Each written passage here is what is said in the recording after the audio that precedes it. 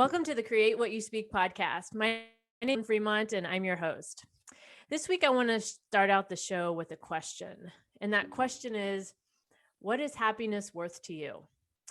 I know in my own life, I say I want to be happy. I talk to my friends about wanting to be happy. I talk on the show about wanting to be happy. But there are times that I end up doing things, my actions or my thoughts are actually the complete opposite of what I really believe it takes to be happy. So on this episode this week, we're going to explore that question. And my guest this week is Zahra Karsan, and she is the author of 6 Weeks to Happy. So Zahra, welcome to the show. Thank you so much, Sloane. It's my pleasure to be here. I'm really excited to talk with you about happiness because, like I said, that's something we talk a lot about on the show. I think it's something that at our core, we all want to be, but getting there sometimes there's a lot that can get in the way. Absolutely. Completely agree with you. So let's start out. Why don't you tell us just a little bit about you and what was the catalyst that led you to write 6 Weeks to Happy? I think it was probably a lifelong journey. So I'll just tell you that I'll introduce myself a little bit. So my name is Zahra Karsan. As you said, I'm an author, an entrepreneur, and CEO of a company called Get's End. I have a background in neuroscience and positive psychology, mindset coaching and consulting. And I've worked with C-level executives and in big projects up to 50 million. I then started a coaching practice and built the Get's End app. And I started seeing patterns in all of the research with my clients, both in the executive world and also just my private coaching practice. And then I started seeing patterns in the data as well, neuroscience and positive psychology and psychology. And then I was so interested in the studies of the subconscious. And you talk a lot about this in your show as well, and realize that we're 5% conscious mind, 95% subconscious. So if we can learn the tools to tap into that 95% and into that subconscious, we can actually reach our own, the best version of ourselves. And so what I did was I tried to take the top strategies, and I'm designed to be efficient. So I like things to be powerful and fast, and I need to see results or Right. I buy it. I'm like the biggest skeptic ever. And so I thought, as I started seeing these patterns, and these are not difficult tools, I was trying to wrap my head around how do I cultivate a set of tools and create a program so I can teach people how to do this long term, because I think we all search for happiness, as you say, and then we run into these little roadblocks either internally with self-doubt or fear, the self-sabotaging patterns. And I thought, what are the tools to really get people to create lasting change in their life, whether they want more love or more happiness or greater wealth or better health for that matter. And so I created the rewire system, and I took the top 18 strategies and the whole concept of neuroplasticity, which is that the brain is not static, the brain is malleable. So if we can shift our thinking and feeling patterns, and we can give the tools that people need to do that, to create that lasting change in just 6 weeks. And so that's what I did. I created a 6-week program where you can actually see lasting changes in the brain and the nervous system, away from stress, away from anxiety, and back to calm, back to focus, back to being really empowered and productive.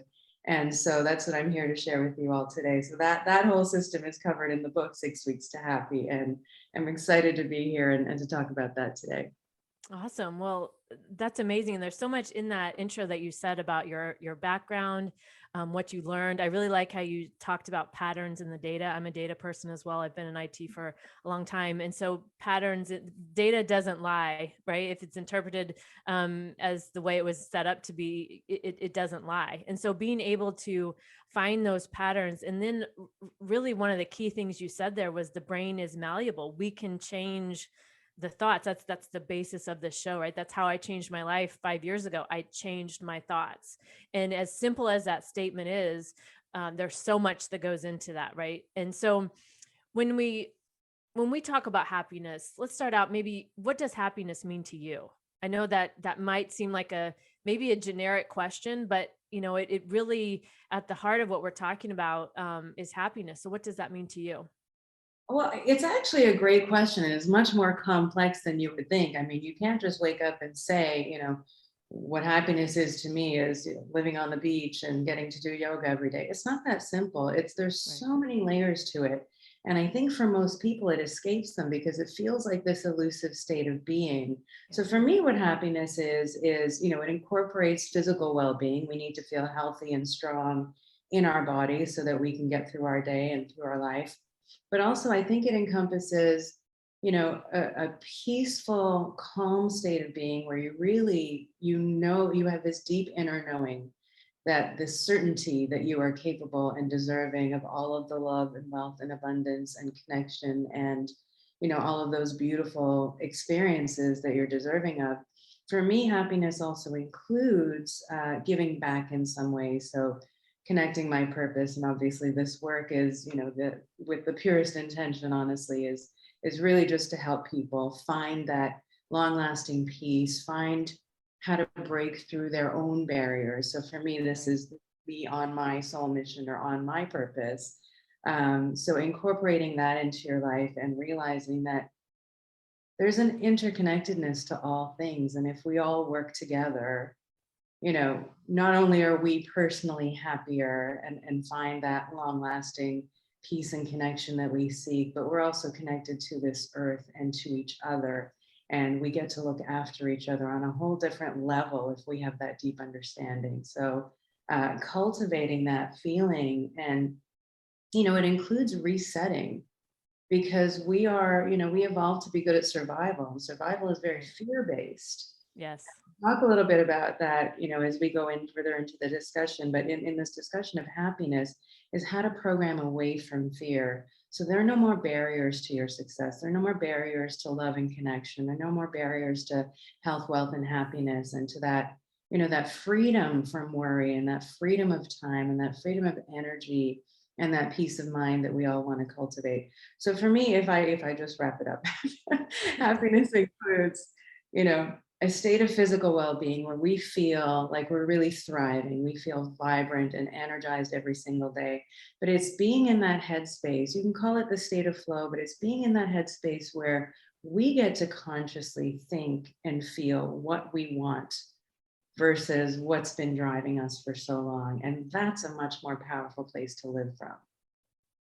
I agree. And one of the ways I describe happiness for myself is being friends with myself, right? Yes. I'm being at home with me, and it's not the external things. It's not any of that, because it starts at home. If I'm not happy with me, none of the other things are going to make me happy. They're just going to be temporary distractions from my own self. And you talk about moving away from fear and anxiety, and that's something we've all experienced, but I talk a lot about on the show because, um, that was the catalyst for me to change my life. And recently had a really interesting experience with fear and anxiety. I was, and I've done a show about this. So, if the listeners are interested, they can go back and listen, because I won't get into it all right now. But it really came to this understanding of this feeling of separation, the separation from myself, from others. And when I separate myself, how unhappy I am. And that was a big epiphany for me to really see the ways that I had separated myself, which has caused so much unhappiness. But then after that, after I'd came to that realization, and that that fear and anxiety started to kind of go away, I was left in this space of, now what?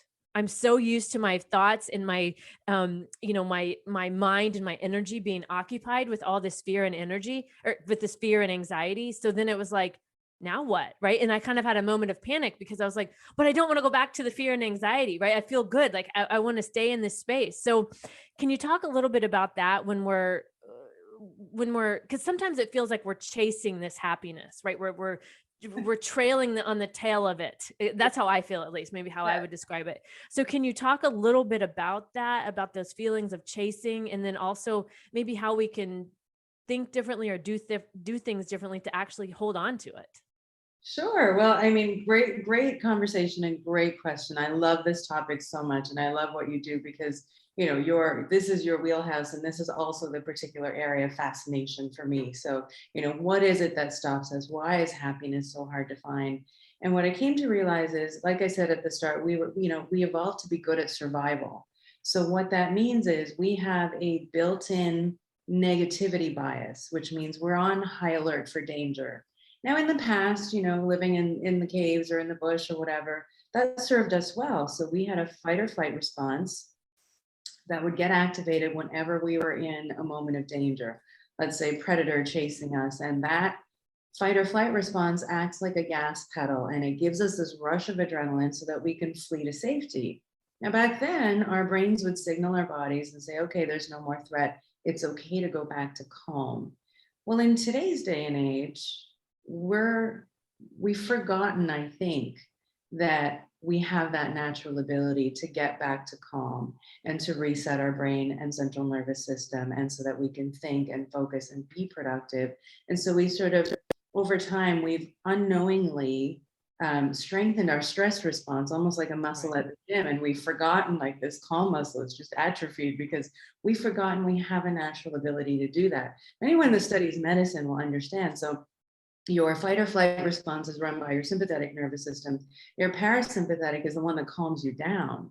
So, and the quickest way to neurohack that is just stop, pause, and take 6 deep breaths. It literally triggers the brain to tell the nervous system and the body it's okay to be calm again. But if you think about today's day and age, if I pick up my phone, I mean, we have how many different email inboxes coming into just email, and we have how many different social channels, and we have text message, and we have WhatsApp, and we have Facebook Messenger. I can't keep up with them all. Right. But what I know is every time my phone pings, it creates a little stress. It's like a little stress trigger almost, because it's something that requires our time and our attention. And anything that requires our time, money, and attention is going to require energy. And I think in this life, we have become so overly stressed. We're chronically fatigued at this point, and we've forgotten that we have tools that we can access to retrain back to calm. And if we can do that, and that's what you did in this last section of yours, was, you found your way back to calm, and it does take up a lot of space. It holds physical tension in your body, that level of stress and anxiety. Because if you think of the physical symptoms of stress, your neck and shoulders are tense, so there's muscle tension. Your breathing is quickened and shorter, so you're not getting enough oxygen to feed you the way that you need, to energize your body the way that you need. Your breathing is shallow. You may be hunched over, and so you're literally holding physical space for all of that. And when you let it go, what do? Well, that's part of why I wrote this book, is because I thought if we can first teach people how to quiet the mind, then teach them how to go into all of those primal fears and remove the actual underlying causes that are causing, and it's universal, by the way, that are causing us that level of stress and worry and anxiety on a day-to-day basis, then we get to sit in this wide open space. So as a coach, for example, I get so many wonderful people come before me, and they look so put together, and I think to myself, how is it that this person who looks so, so together, how is it that they haven't accomplished their goals in health, happiness, whatever it is, wealth, more money? And I realized, as a coach, it's my job to get into their model of the world, because I need to understand sort of where they've constructed their walls and what their barriers to success are, so that I start to dismantle it and help them pull it down. And then we have space, because now you have possibility show up. You didn't have a barrier before that said, I don't think I can make that much money because I'm not educated enough, or I'm not resourceful enough, or, maybe I can't find the love of my life because I've never been successful at love, or I've always been alone, or I've never had that sort of partnership from anyone, or I'm not pretty enough or thin enough, or whatever that story is that we're telling ourselves. So you pull those walls down. And so I built those tools into the book because I thought, I need to give people a way to start to coach themselves, to recognize their own patterns and their own strategies. And then once you can actually pick those obstacles up and remove them and push them aside, now you have a space to clear. And here's the thing, nobody ever asked us in life, what makes you happy? It's so simple, and yet nobody really gets asked that. We're told to go to school, get good grades, do well at sports, then somehow get a job, pick a career, do well in that, get more money, get the house, get the car, get the husband and wife, get the kids. where in there is space to say, okay, but what do you need to really be happy in life, to feel like you're living your best life? And here's the thing, it's not a one size fits all answer. Every Right. single person is unique. You may like CrossFit. I don't like CrossFit. You may like, long walks on the beach at 6 a.m. I will tell you very clearly, I am a koala bear in the morning. I go so slowly for my first 2 hours. You cannot force me to take an ice bath first thing in the morning. I know it's really good for you. It's revitalizing. You can't make me do that. So everyone's formula is really unique to them.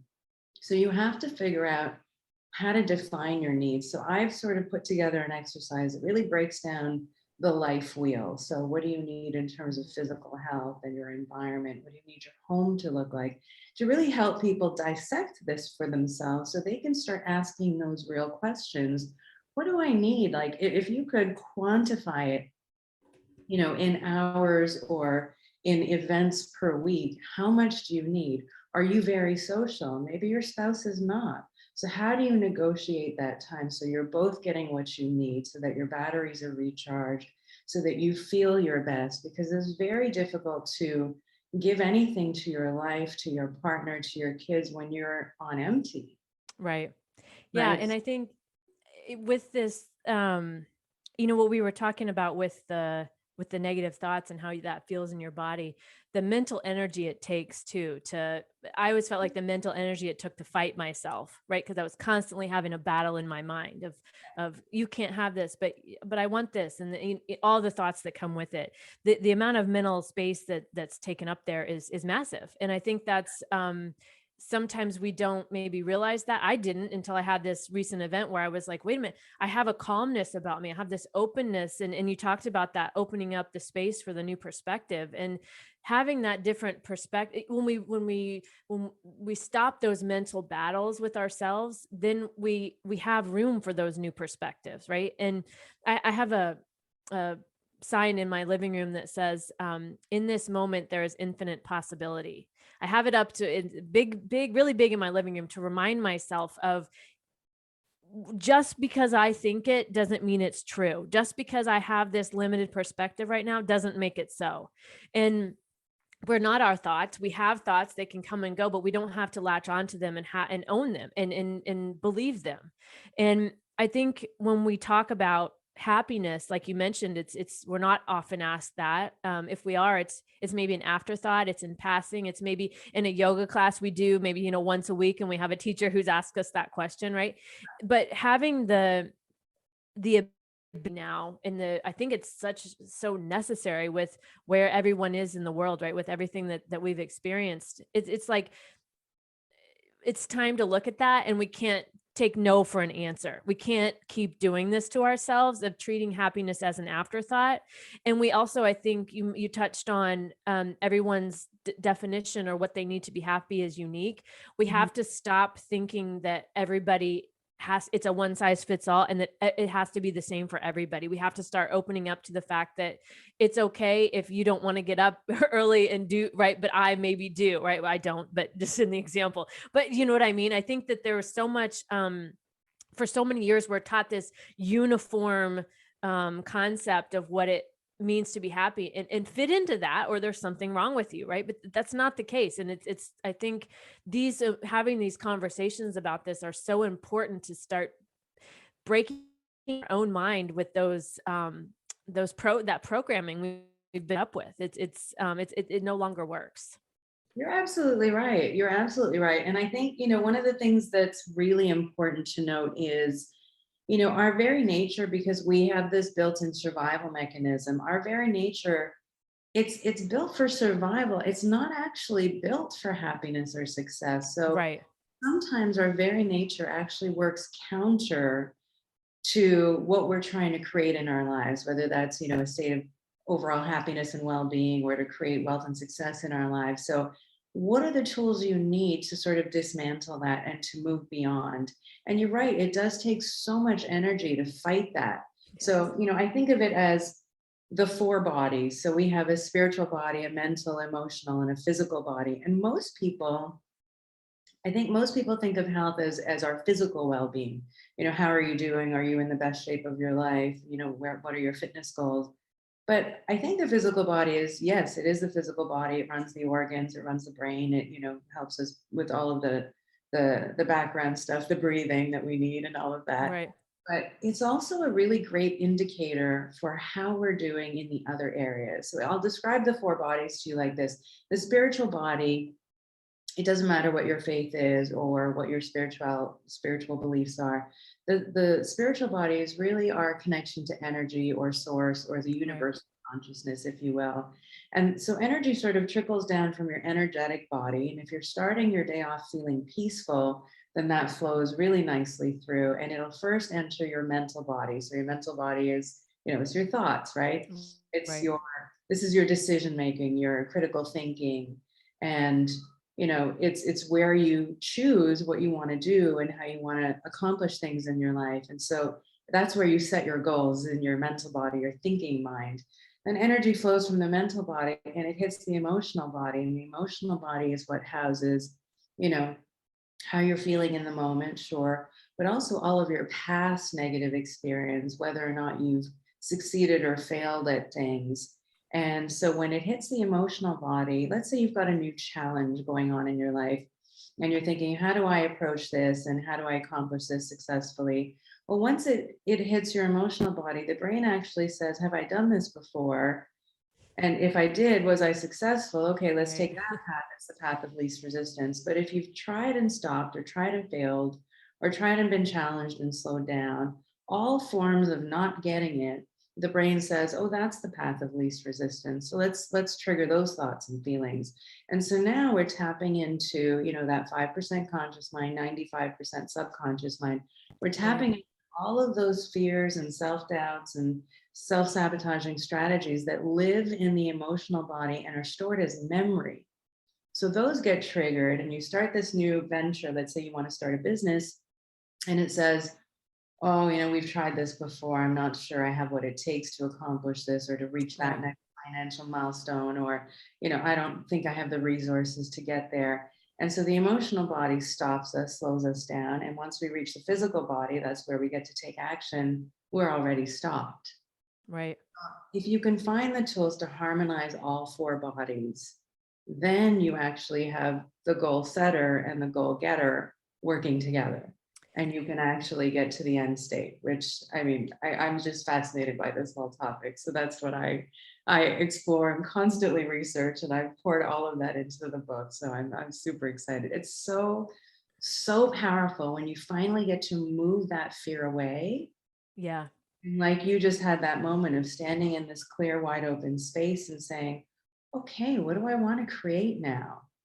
Right. What do I want to do with this space? And it's mine. It's mine to control. Right. I don't. It's no longer seeking outside of me for the answers or for the approval. It's mine to control. And when we have these parts of ourselves working together, you know, I've found for myself, like you were talking about, when you want to have another experience, I get in a loop. Right. I get in a loop of these thoughts, and I talk myself into believing that it's always going to be like it was before, which is not true. It's just me buying into those thoughts and me having the argument with myself and me not you know, there's probably there's many things in there, but that looping then is another level almost of exhaustion with that we put on ourselves. Yeah. Because a lot of this is, I mean, not that we know we're doing it. You talk about the 5 and 95% subconscious, but we're putting this on ourselves, right? We're putting this suffering on ourselves unknowingly through some of these things that you're talking about. And so I know you mentioned at the beginning about your rewire system. Can you tell us a little bit about that and how that works? Absolutely. And it's very fitting for this conversation because the rewire system, so rewire is an acronym, and it's all based on the idea of neuroplasticity, which is that the brain shows lasting signs of change at the 35 to 42-day period. Now, I won't go into like so much of the neuroscience geek part of me that will explain dendrites and neural pathways, but I'll explain it very generally in that if you wake up in the morning, for example, we have, you know, you can wake up and you can go and get your coffee and whatever your morning routine is. But then at some point, very soon after we awake, we start having thoughts about our day, right? All of the things we need to accomplish. And then those get tied in with feelings. And those feelings are, stress and worry and nervousness. Do we have enough time, money, energy to get through the day? And what ends up happening is if you think of that as a neural pathway, thoughts and feelings bundled together, Hmm. when you wake up in the morning and you have that same thought that creates that same stress, and you have another thought that creates the worry and another thought that creates the nerves, those get bundled together and hardwired together almost like encoded memory. And so every time we wake up in the morning and we start to have that one thought, it triggers that whole bundle of thoughts Yeah. Yeah, together. it's like a picture like a internet cord, right? That's pushing that energy without even having to think about it. It's become its own energy almost. Yeah, it's almost like you're playing out a movie in your life that you've seen over and over and over again, and you don't know how to break out and just be a different character that's more Right. powerful and more effective and producing the result that you want. So the whole rewire system was based on this idea that if you can, if these thoughts and feelings get wired together, how do we change that and how do we create lasting change? And Hmm. so I put together a set of tools. So if rewire is an acronym, the first one is the R, it's how to relax and learn to quiet the mind. So 3 tools per week for 6 weeks. And that first set of tools teaches you what you need to quiet the mind. If you don't want to sit in silent meditation, no problem. There's so many different ways you can do that. I have a friend that takes long walks. I have another friend that takes long bike rides, and that's where he gets his greatest ideas and where all of his thinking and where he processes emotions, and he feels so peaceful when he's done. So you can do it in a number of different ways, but just tap into the techniques you can to learn to quiet the mind. Then the second one is about eliminating noise. That's the E in rewire. And so this is where we do a little deep dive into, okay, what are the things causing that noise? Like, when COVID happened and it's like you wake up and you have that little bit of noise in the background, and we would just either hit the mute button or we dial the volume down and we just distract ourselves and get busy with the day. Well, COVID happened. We didn't have to get up and drop the kids off at school and go to the office. Right. And what happened? What happened was that little stress and worry and anxiety button, that volume got turned up. And so most of us reached for, I think most people can say they felt extremely stressed or anxious at the start of all of this. Oh, And so, totally. right? And also how it left us with ourselves. We were alone with ourselves. For me, Yeah. that was one of the first times that I had really ever truly understood what it meant to be alone with myself. Like what you hear so far? Take what you've learned and invest in yourself with the Create What You Speak Academy. Visit createwhatyouspeak.com to learn more. Now back to the show. Yes. And I think it created this awareness like, wow, we really need some better coping skills. Getting busy is not a coping skill. Getting busy, Right. numbing technique, it's a distraction technique. So if I don't want to live with this level of stress and worry every day, I'm going to need some real tools to train away from this. And so Right. that's cultivated is really tapping into what are the things causing you this level of stress and worry. And in my coaching practice, what I started to notice was most people's primal fears, they actually fall into one or two of 5 different buckets. And it was so common, it was so universal that I thought, okay, well, this needs to go in the book because I need to teach people how to recognize their own self-sabotaging behaviors, how to Mm. recognize their own sets of fears and worrying thoughts, because the thing about awareness is once you see something, you can't unsee it. Exactly. I talk about that all the time on here. And sometimes I'm like mad about that. I'm like, I don't want to, because it requires something that maybe I'm not ready to do, or maybe I don't want to do. I'm still fighting against, right? But it's for a purpose, and I know that. But yeah, that's totally true. Once you see it, you can't unsee it. Yeah, and sure, yeah, it can be irritating. And yeah, sometimes they suck. But that's the whole point of growing and moving beyond is Right. there's this whole concept of there's a concept called Kensho versus Satori. And what it means is we can either choose to grow and evolve through insight. And if we choose not to do that and to ignore those feelings or those thoughts or whatever's popping into our awareness, we actually, the soul will move us through challenges and push us through pain and suffering until we learn it anyway. So would Right. you rather just take the easier road? I know I would. It feels a lot less awful.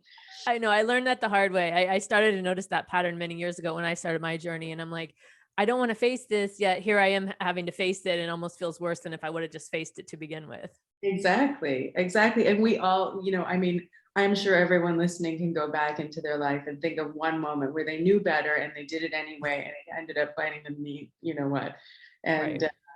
so the second module is really about how to tap into those patterns and recognize where you fit in and what's playing out in your life, whether it's in love Mhm. and relationships, whether it's in how you manage your time and your energy, whether that's how you play things out at work or in your career or with your wealth and your money or your ability to accumulate wealth, how it plays out with your health, how you relate to others and to the world around you. And so now you go in and you figure out, okay, it gives you some tools into how to remove that. So I'll just give you one example or a couple of examples I can probably do in those 5 sort of primal fears. Well, we all know the feeling of not feeling enough. Most of us have had some flavor of that. I'm not lovable enough. I'm not smart Right. enough, capable enough, or deserving of that kind of success or deserving of that sort of love. But that's a primal fear, and it doesn't always sound like that. Sometimes it can sound completely different, like, oh, I wish I could, do this type of a holiday, or I wish I had this sort of a lifestyle, but I don't think wealth is for everyone. Okay, well, that's a story that can be rewritten. So if Right. you go back and just create an awareness and rewrite your stories about love and money and health and wealth and life in general and connection, then you can actually have whatever you want if you're able to Yes. pick up the obstacles to your success and move them, like destroy them.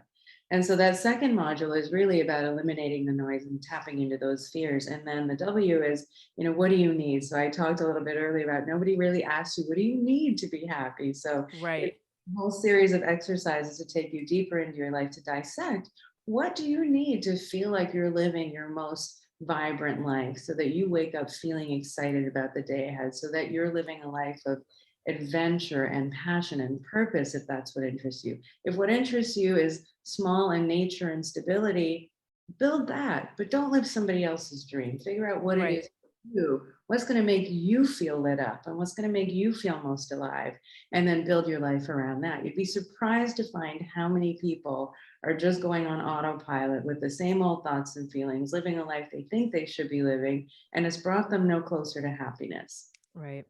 We can And stop we and get in that loop, right? And then we continue and then we wonder why we're not getting something different. yes. And then what you were saying earlier is okay, now that you've removed all the noise, what do you do? And so that's the next 3 parts is okay, now let's imagine a whole new life. We've pulled down your walls. And now you have a whole world of possibility around you. What do you really want? Like, what would really light you up? What would really excite you? And then some techniques for how to actually design that in your life. And then we go even further. So then the last part is the R and E. So in rewire. And the last R is to really cultivate a daily practice that you can continue on, something that's easy and simple for you to do. It really just takes 10 or 20 minutes a day to either start your day off in a peaceful, calm, and focused way, consciously choosing to think and feel the things that you wish to feel versus running on autopilot and just letting that movie play out. I mean, I don't want a movie playing out and I'm just the black and white character meandering through my life. I want to be in that driver's seat. Right. I want a charmed and excited life full of adventure. I will never settle for anything less. And I have no problems taking the action to get there. But most people don't know how to start, right? So this is like how to start defining that for yourself. And then lastly, okay, now we've moved the noise out of the way. You've learned to refocus and retrain the brain and the body back to calm, back to focus, back to productivity, boosted immune systems. Oh, and by the way, most physical ailments come from the fact that we haven't actually balanced our mental and emotional bodies. Yes. Chronic inflammation will go down, your immune system will be boosted, your ability to focus and be productive will heighten. Your brain's actual processing power is faster when you're calm versus stressed. You can live in a moment of gratitude and love and abundance every day. And then the last part is, okay, now we've built this whole new life that excites you. How about we go bigger? How about we Right. just blow it out of the water and have you go through some exercises that make you realize, like, what if it could be so much better than you can even possibly imagine now? And so it's a whole sort of cycle that takes people through a 6-week journey of really understanding. And it's packed with so much research as well that Hmm. it's data driven. So you can't Yeah. argue. It's not woo woo. This is not talking about spirituality. This is not forcing you to do yoga. If yoga doesn't work for you, fine. Do whatever does work for you. But Right. give people the tools you need so that you can get on your way to happiness and success. I love, so, and think about that, 6 weeks. I mean, 6 weeks to change your life. That's not that long, right? If you're willing to step up and do that. I know when I went through my um uh, awakening, whatever you want to call it, it's been 6 or 7 years ago now. I mean, I changed my life so fast, so fast. In 3 months, I had moved, sold my house, bought a new house, got a new job, new city. All these things happened. And when we focus, when we're ready to get focused, that's the other part of this, right? Mhm. Nobody's, it's everyone has a choice in this, but when we're ready to get focused, um, and stop living on the sidelines, that's how I often felt prior to changing my life. Was I was living on the sidelines and waiting for life to happen. And then finally I was like, well, this is the life. There's no, what am I waiting for? Right. And what I love about what you're talking about with your book and just really your approach is everything is so individualized. It is literally wide open for anybody to create this, how it works for them. There's so many times over the years there's been programs or whatever, these things that people say we should do. I'm putting air quotes for those not watching the video. um but how many times have you done those things and knew it wasn't going to work for you, right? Like in your heart, like you knew, like, I'm not going to get up at 5 a.m. and work out every day, or I'm not going to only eat grilled chicken and broccoli every, right? Like that those days are over, right? This is about making your life for you, what works for you. Absolutely. And it's there's so much freedom in that too, right? We're taking off all these layers, all these barriers. And even, we were taught, when I was talking about what I just went through about opening up more space. And part of what I also realized through that was I had so many other voices in my head that were caught, like, it's like they had been really far in the back of my mind, right? Like really far back there. And then as I started opening up more space, it's like those voices came further forward so I could identify what they were and be like, wait a minute, I don't even agree with that. Like that doesn't even, an example, my boyfriend and I were cooking and he was making something and he was pouring something in a pan, and the pan was hot and he was pouring something in it and the steam came up, right? And I started to feel myself get mad and annoyed. And I was like, wait a minute, we're enjoying this. We're having a good time, right? We're cooking. We're having this time together. Hear my mom's voice in the back of my head getting mad at me for when I did that when I was a kid. Like, so it wasn't even my thing to be mad about, right? Yeah, But I had taken this as if it was, and almost let that into that moment to potentially ruin the moment, right? And I was like, wait a minute, no, I don't care. This is my house. If it steams up, I don't care, right? So those voices that are back there in the back of our mind, when we start to do this kind of inner work and look at these things, I have felt like that those voices are easier to identify and have those fall away too, because we realize they're not our voice. yes, that's such a great point, and it's such a great story that you just shared because I think when most people think that they're in control and they have these moments like you just did of, well, that's not how I want to be thinking and feeling in this moment. I want to be enjoying this beautiful moment with my partner instead. Is before the age of 7, we are pure subconscious mind. So we're like 100% sponge for everything we see, hear, and feel around us. So whether it's watching a movie and somebody complaining about, how to create money or struggle is the meaning of life, or, only rich people, sorry, only unscrupulous people can create that sort of wealth, whether it's your father or your cousin or your uncle or someone you spoke to at school. I mean, all of those things get absorbed into the subconscious. And this is really interesting if you think about it in this way. 5% conscious mind, 95% subconscious. And Right. everything we hear is taken as a direct suggestion to our subconscious.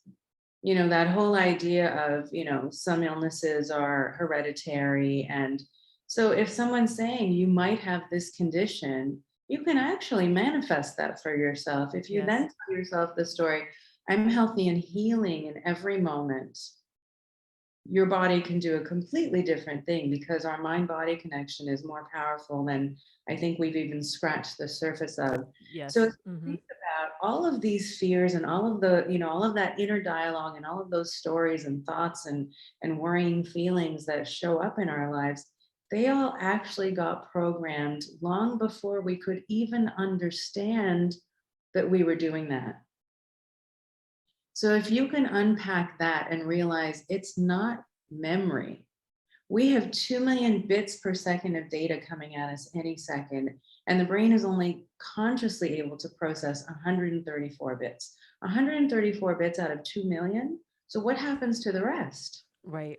We distort it, we delete it, we generalize it, we capture the 134, and we catalog it as memory.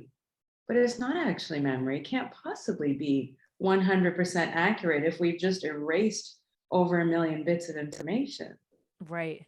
You can understand that and understand, the data between how the brain actually encodes information and stores it as memory, then you can go back and rewrite your story. So your story doesn't have to be the I'm not enough. That was actually my story. I was born in South Africa during apartheid. So I think that's what set me down this path entirely was I had that feeling of not enough because at a very young age, I was exposed to things that are really just too complex to comprehend at such a young age, Right. frustration, discrimination, segregation. How do you process that at that age when you're a small child? You just want to love and have fun and you want to laugh. That's it. Right. Life is pretty simple, you Right. know. And so to think that how we're operating in this world today as adults came from a handful of experiences that stopped or slowed us down or dulled our shine at a young age before we were even consciously aware of how we chose those. We subconsciously unknowingly chose a set of beliefs that would then operate us and run that movie in our life. Right. Well, if Run you that script. cut Yeah. the projector off and just sit with yourself, and it really doesn't take long. I don't want things to be difficult. I don't want things to go in and be painful. If you can just create an awareness of what your pattern is, then you can change it. Yes, I totally agree. That awareness is so key.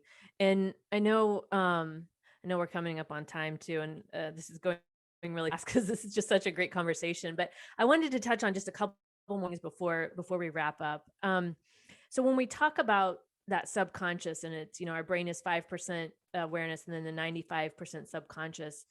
Um, what are some ways that we can let go, maybe internally, and start to develop that stronger connection with ourselves so that we can really, because it sometimes feels like when we hear that 5%, 95%, it feels like almost like, well, there's nothing I can do about it, or it's running its own show. So who am I, or what can I do about it? So are there ways that we can, first off, I'm sure that's, that's not a true statement, but it's one of those thoughts that want to come up to try to defeat us, or Yeah. whatever our storyline we have going is. But what are some ways we can start to make that connection with ourselves, um to move to change that subconscious that's running in the background? I mean, that's a great question. And you're right. I mean, it can sound a little jarring, the 5 and 95%. It can sound almost immediately self-defeating, but it doesn't have to be that way. The Hmm. important thing to learn is, it didn't matter if I was dealing with a CEO of a huge multinational, or a lower level operator or middle manager, or just somebody that's come to me in my personal coaching practice that's starting a business. What I found was all of these themes, the 5 primal fears that I talk about, they're universal. So we all have some experience of this, and we all silently feel like we're struggling with it alone. Like everyone Right. else know the secret to life, but I'm Right. that feels Yep. like I can't do it, right? Well, you can. All it takes is building some awareness. So if I talked about the not enough one, um, I'll give you another one that might ring true for most people. And some people aren't feeling like they're deserving of wealth and success at a high level, or maybe but it doesn't always sound like that. It might sound like I said earlier of maybe I don't have the education or the resources, or I don't think I'm capable of achieving something that great. Well, there are lots of examples of just one. All it takes is just one person to break the mold. There's so many examples of people that had a high school education and managed to build multi-million dollar empires. So one person can do it, anyone can do it. Right. We never used to think of the 100-meter dash as something that anyone could break beyond 10 seconds. And then one guy did it, and all of a sudden it's the new benchmark, it's the new standard. Right. Right? It's tapping into that universal consciousness of what's possible. So if you're given the tools to tap into where in those five primal fear buckets do you sit, and how does it impact you in love, in connection, in terms of your overall physical, mental, emotional health, in terms of how you engage with life, in terms of how you play with wealth. Most people that think they haven't got the ability to create wealth, if you actually go back and rewrite your story and look for evidence to support the contrary, most people that believe that will, for example, they'll find that they created a lot of wealth and then maybe lost it, or Right. over, or just, but it's not that it's not possible. I once coached a person that was working in marketing, and he helped so many people, dozens and dozens of people, build multi-million dollar businesses. And when he was trying to figure out how can he make more money, and so I ended up coaching him, and it turned out that he had a subconscious belief that money is the root of all evil. Right. And so if you had it, it meant you weren't a good person, and that you were doing something deceitful, or that you lacked character or integrity. And so once we unraveled that, we actually went back through his financial history. He'd made over $6 million and then quickly lost it, Oh, because wow. this belief that He had the loop. Yeah. and Hmm. so good people aren't deserving of money. So we cleared that loop away, and now I mean, you can imagine where his business is at this. Right. So it's Yeah. it's tapping into that and being able to move it aside. And then the second thing is, what are the tools you need to envision a new life? So if you can conceive of what that new life should look like, and there are tools in the book for how to go into visualization in a really clear way. And then there's also a set of affirmations so that you're rewiring that old thinking that feels like you're not deserving of love or wealth or success, or that you're not safe, or that you're not enough, or whatever those primal fears are. And you're starting to rewire with some very powerful and carefully worded, in terms of subconscious language. You're installing a whole new set of thoughts, and with Hmm. those thoughts come a whole new set of feelings, because you have to embody them. And that's the secret sauce to affirmations. Affirmations don't really work if you don't believe them. You Right. can in front of a mirror and say a million things, but if you're not breathing them in and letting them, that feeling of certainty vibrate through your body. So when you think about achieving that first milestone or the first $1 million, what does that feel like? What are you doing? I want you to imagine it as though you already have it. So what are you doing? Are you walking through your beach house out to the balcony and putting your feet in the sand?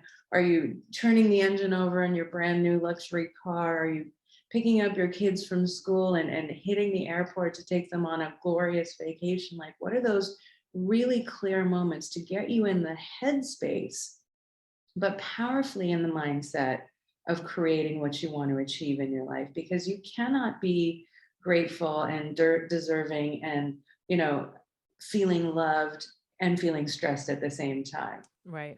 Feel stressed and joyful at the same time. But if you can pull yourself out of it and use these tools to step into a new mindset, you're pulling up your whole vibration, and thoughts are energy. So you can create a whole new life for yourself. It really just takes 10 or 20 minutes per day. Which is amazing. And I mean, I can attest to that because I did it. And that's been the reason I started this show, was to be able to share that experience with other people and help other people see them do it too. And I think sometimes we're afraid to dream, right? We're afraid because we think we can't have it or whatever our story is. But it's so important to do this inner work because, as I talked about earlier, having that space, that open space after I had cleared out some of my own anxiety and fears, knowing what you want, you can, that's what you can fill the space with, right? Like instead of living in that anxiety and fear, I'm living now in this space of, oh, wait a minute. No, I'm visualizing this because this is what I want. But I had to get clear on that first, right? There had to be some clarity. There had to be the desire to sit down and think about, all right, so what that I want. I know what I don't want. So what is it that I do want? And so this doing this inner work is, to me, has the times that I've been through this and experienced the biggest change is when I sat down and did this, and I kept that my focus. I kept that as my my anchor that moved me forward every day. Yes, absolutely. And if you can get yourself in the mindset, so I mean, if I could give you three simple tools, I would say wake up in the morning and really, instead of opening your phone and checking your emails or thinking about your day, don't immediately wake up and get stressed, because then you're already living through the movie of your life. Right. You're just relooping again. Yeah. You're just triggering the loop again. So Hmm. you want to break that chain as soon as you wake up in the morning. That's number one. Take 10 to 15, 20 minutes, however long you have, even 5 minutes if you have it, and just focus on how you want to feel instead. Focus on peaceful, happy, calm, focus. Those are the ones that work for me in the morning. And then start to imagine your day just coming together easily, effortlessly, successfully, whatever it is you're going to do, whether it's a meeting or, a meeting at school with the teachers or working with the kids or whatever it is you're doing in your life. Just set your intentions for the day to start your day off in the right state of flow, so that Yeah. you're in the driver's seat, so that you're consciously thinking and feeling. And if you're thinking and feeling differently in a more empowered way, there's no way that your actions won't line up for that. Right. Right. I And then totally number agree. two is, when you get stuck or feel stressed throughout the day, take 6 deep breaths, neurohack that parasympathetic response, calm, bring yourself back to calm. That's where you're going to get your focus. If you're trying to focus while stressed, very difficult to do. And then the third thing is daydream. Hmm. Just daydream. So how you set your intentions throughout the day, focus on those goals. It doesn't have to be in a meditation. It can be while you're driving. Imagine yourself in that first milestone when you hit it. Imagine what you will be doing, what will you see, what will you hear, what you feel. And every time you spend time sitting in that new mindset, you're rewiring the brain. Yeah. You're rewiring the brain for a new outcome, for a more powerful you, for a more vibrant you. And then the more you do that over time, that becomes the path of least resistance. The one day. That becomes the new you. Yeah. That's your Mhm. new reality. Totally. So you'll wake up next after just a few weeks and you'll already feel peaceful, happy, calm, with that inner knowing that you can, that feeling like, what if you couldn't fail? Yeah. No, What if I no. get to win for once, right? Like it's Yeah. time that I win. It's not, we've lived so many years of our lives with going outside of ourselves. And when we go in, we have the control. We take our own control back. And that's an amazing place to be. And I mean, we could talk for hours about this, but we're coming down to the end here. And my guest this week has been Zahra Karsan, and we've been talking about what is happiness worth to you. As I talked about at the beginning of the show, there's so many things that we say we want, right? Myself included in this, and um, sometimes our behaviors, our thoughts don't line up to that. So if we really want to be happy, like we say we do, what's that worth to us? Is it worth picking up a book like Zahara's 6 weeks to happy and taking some of these steps in your own life to start to get a different results, a different reality? So Zahara, again, this conversation has been amazing. Can you tell the listeners a little bit about how they can find out more about you and get your book? Of course. Well, you can go to getzen.com. That's the word get and then the word zen with a D on the end, or just go to 6weekstohappy.com. And I invite you all to start that journey today. I promise you, all it takes is 18 strategies, 6 weeks, 10 minutes per day, and your life will change forever. Don't wait. No, I love it. I absolutely love it. Well, and congratulations to you on the success of the book. You've got so many great reviews. I know you've helped a lot of people. So congratulations. Oh, thank you so much. And thank you for having me. It's been such a pleasure. Of course, it was such a great conversation. Thank you. All right, that was my interview with Zahra Karsan. We were talking about what is happiness worth to you? I think this is such a great question. We're starting 2022, but this can be done if you're listening to this at any time in the year. This journey of moving to happiness is so important. Important isn't even the word. It's critical. It's required of us now. I think it's as we talked about in the episode about happiness being an afterthought most of our lives, or happiness being something that would come when we got the things right. But um, I think we've all probably realized that's not the case.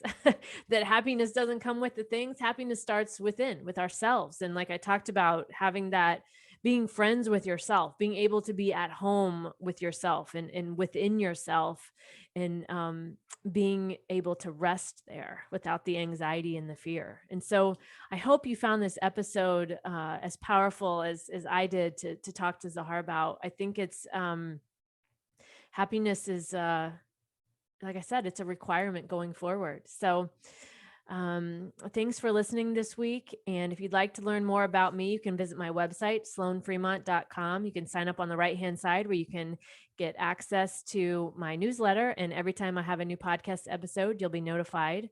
I also have the Create What You Speak Academy. You can visit createwhatyouspeak.com. And what goes along with our talk today about what happiness is worth to you, I have a program called the BS method, the Better Stories method. And I teach you how to tell yourself a better story in 5 minutes or less. And yes, it is possible. It can be done. It's the exact steps that I use to change my life. And I give you all the scripts that are needed to do this. I give you exercises. I have a lot of examples. I have a lot of different ideas in there for you, worksheets, all of it's done for you. So if you visit thebsmethod.com and you'll find out more about that. So, all right, that's it for this week. Again, thanks for listening. And please be sure to join us next week, where I will continue to give you real life tips on how to live free in what feels like an unfree world.